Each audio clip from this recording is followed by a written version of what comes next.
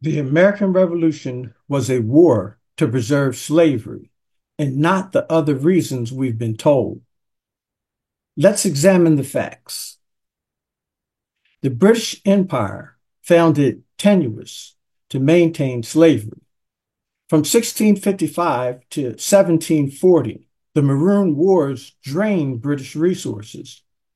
Then came the New York slave rebellions in 1712 and 1741, and the South Carolina Stono Rebellion in 1739. Enslaved Black Africans were increasingly escaping to Florida and Canada. Attempting to force Blacks to remain in slavery was an increasingly expensive proposition and becoming increasingly impossible. In 1772, the British High Court ruled that slavery was illegal on British soil in the Somerset versus Stewart case. The handwriting was on the wall. The end of slavery in British colonies was coming soon. The British tax actions were established in 1764, more than 10 years before the American Revolutionary War broke out. The Boston Massacre occurred in 1770, 5 years before the war, and the perpetrators of the massacre had been arrested, tried, convicted, and jailed by the time the war broke out. The Boston Tea Party occurred in 1773, during a time when there was a glut of tea on the market. Dressing as Indians to destroy the tea is more consistent with an insurance fraud scam than an act of revolution or patriotism.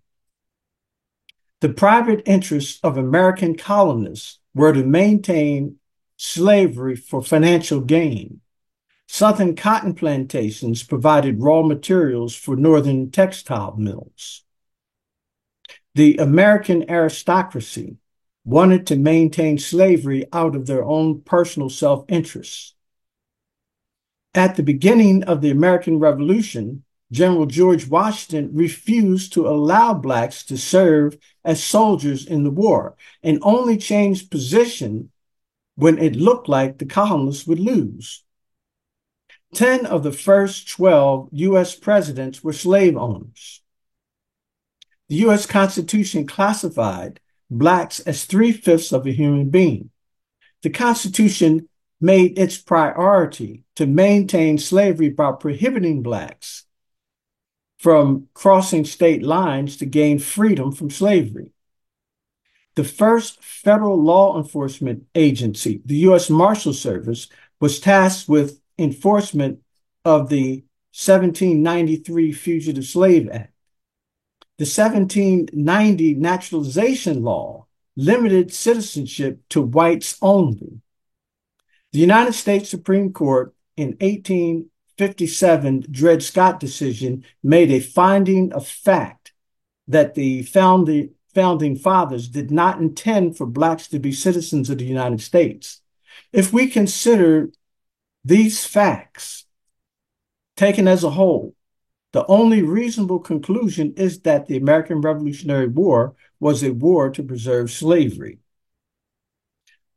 Black Americans became citizens of the United States on July 9th, 1868, after a bloody civil war and the ratification of the 14th Amendment. The United States Supreme Court recently called it America's second founding.